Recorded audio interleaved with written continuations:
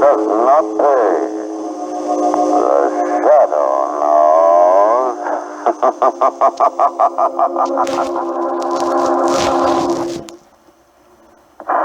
Bogey's birthday and WDST's birthday, did you know it's also the Shadow's 50th birthday? And sitting with here this evening is Mr. Walter Gibson, who, under the pen name of Maxwell Grant, wrote many of the Shadow Pulps, many of them. Welcome to WDST, Mr. Gibson. It's really a pleasure to have you with us. It's a pleasure being here. First, why don't you tell us something about the Pulp magazines of that era, which I'm sure many of our listeners are unfamiliar with. The Pulp magazines, they were so called because they were printed on rough paper as opposed to the smooth paper that such magazines as the Saturday Evening Post and others, fancy magazines, had. Because they had advertising that required the slick paper, as they called it, whereas the pulps could be printed on cheaper paper. And this was before the days of radio, and most people at home would read pulp magazines. There was one called Detective Stories, a weekly, that ran 600,000 copies a week. There was Love Story magazine, another weekly, 1 million a week. Wild West Weekly ran 1 million a week. Incredible. Yes. And in fact, they used to sit around the offices of the magazines on a kind of dark and stormy night. They would look out and gloat because they said people are going to buy magazines on the way home and tuck themselves in. They aren't going to go to the movies. They're going to be reading our magazines. Well, on my allowance, there were only 2 pulps that I was able to get, and they were Doc Savage, right, and The Shadow. Yes, well, that happened. The era that I was speaking about was fading out in 1931. The Depression was coming in, and magazines were cutting prices, and people wanted a lot more for their money, and radio was beginning to come in, but it had just started. Other than simply newscasts and a few different musical programs mostly, they were just beginning to expand. And at that time, Street and Smith, who were the publishers of many of these pulps, felt that they needed something like a character magazine, something that would be recurrent and would capture readers issue after issue. And that's how The Shadow began. They had tried for their detective story hour, they put an announcer on who called himself The Shadow. He was not a character. He simply announced that this is Thursday night, you will hear this detective story on the air, and tomorrow pick up your favorite magazine and read the stories in it. When did The Shadow actually start on radio, Mr. Gibson? The Shadow started on radio in 1937. In 1931, the year I'm speaking of, they decided to put out a magazine and told me to write it and create a character called The Shadow, so that instead of trying to sell a general title of a magazine, they were able to call it The Shadow Magazine. So I created Lamont Cranston and the characters that went with him and began writing these novels. They then decided to have an adventure character and started Doc Savage. Oh, and he was the companion of The Shadow. Yes. That is a companion volume. And that started them right, those two. No, because up at that time, they had stepped me up to 1 novel a month, and then they were jumping me to 2 novels a month. And that was a full quota. That was just about all I could write. Orson Welles was one of the earlier Shadows, wasn't he? I have an Orson Welles Shadow in my own private collection of old radio programs. That's right. When they decided to start the Shadow radio program with Lamont Cranston, Commissioner Weston, and other characters from the magazine, that was in 1937, Orson Welles was in New York with the Mercury Theater. Right. And they decided that they'd like to do some radio on Sundays. And it happened that the Shadow was scheduled for Sunday. So they took up the dramatic show and ran it that entire season. Well, then Orson Welles went elsewhere into other fields and so forth, so he didn't continue. I think they had a few more after that. but then it was taken over by a man named Johnston. I think I have an Orson Welles shadow from 1937 in my collection. That would be it. That would be one of the early ones.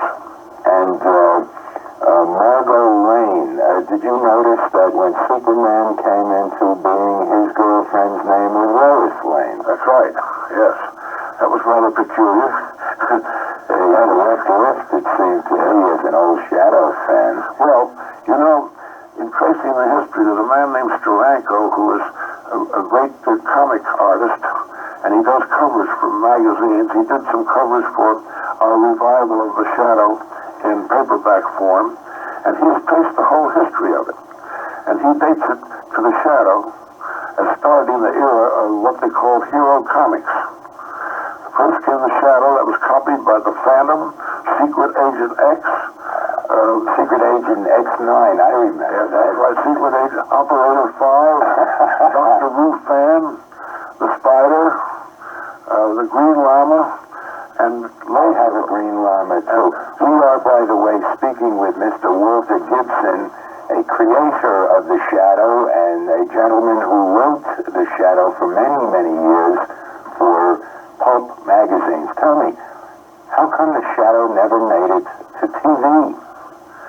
It's left under consideration now. Oh, it is? Yes. It seems to me it would be an absolute natural. The invisibility is certainly simple on TV. Absolutely, because it fits with some of the weird things that they have shown on TV. What they have now, a movie in progress. A movie is in progress? Yes. And can you tell us who would cover TV too. Can you tell us who the actors are? No, it hasn't reached that state. But it's under definite consideration. I understand from reading a bit of your background that you were a close friend of Harry Houdini's, and I'm sure Houdini needs no explanation to anyone, so why don't you just tell us something about your association with him, Mr. Gibson? Well, that all began around 1921. That was 10 years before I started the Shadow. I was a newspaperman in Philadelphia and the New York Times, and I was interested in magic and the mystery, and so I met people like Thurston the Magician, Houdini, and later Blackstone, and they were glad to get the services of a writer who knew something about magic. So I wrote little show books for Thurston to sell with the show. Does that account for your being here with the amazing Kreskin? That's right. That's right. I knew there was you probably remember Dunninger. Oh, sure. I worked with Dunninger. And is magic a hobby of yours, too? Oh, yes, definitely. Matter of fact, they gave me the Master Magician Award at the Magic Castle 2 years ago because of my long association with all these famous magicians. Let's see you make our engineer, Jan Whitman, disappear. Well, I might do it with a... incidentally, the Shadow in the magazines, I had him use many magical devices, and those crept into the radio, too. The art of disappearing and a few other things added a mystique to the Shadow that would be carried right along through. What is your appraisal, Mr. Gibson, of the radio show's faithfulness to the character that you had created? Were you pleased with the radio scripts as they went along, or did you find fault with them as a writer, or what was your reaction? Oh, no, I rather liked them. One reason was they had limitations, but they had to have limitations. The same thing was true in the Pulp magazines. The editors felt that we had to have a certain amount of action and motion and things of that sort, so we put a lot of that into it. Well, with the radio, they had the same thing. We couldn't put too many characters into a radio script because the reader might get confused. So we stayed very closely to a general pattern. And many of the titles were based on these stories, so the radio writers were able to take a high spot and throw it right into the radio. And I thought it was a finely done job. In fact, its success was proof that it was good. You know, there's a curious thing.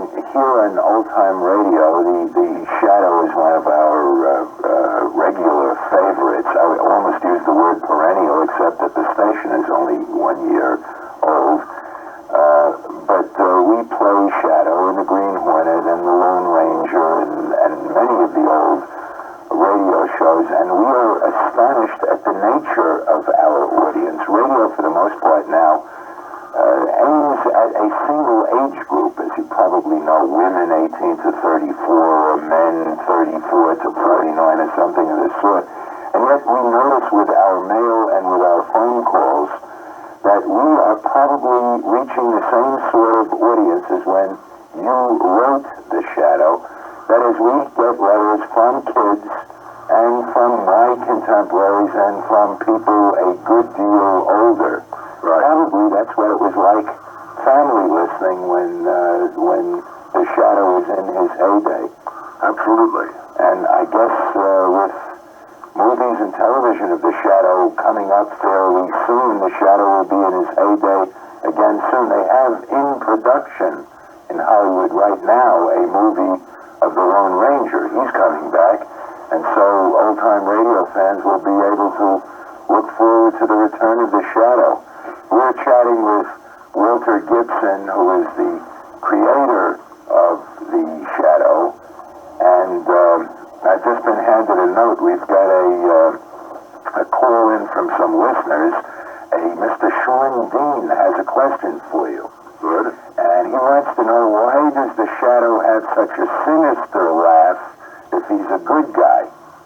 Well, that sinister laugh was directed toward men of crime. In fact, in writing the novels, I had to describe the laugh, and he had a laugh. Sometimes his laugh would be sardonic. Other times it would be actually sinister. And sometimes he had a triumph laugh.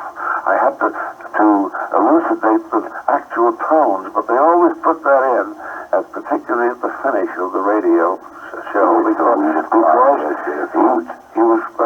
that laugh was supposed to throw terror into men of evil, which it did. It generally threw terror into the teachers' hearts at my school, because all of us were trying to approximate it, as I'm sure kids across the United States did at that time too. We've been talking with Walter Gibson, who created and wrote The Shadow, and Mr. Gibson, it was just a delight to have you with us. Many, many thanks for being with us, and we hope that you'll be able to make it again soon. I certainly do. Thank you.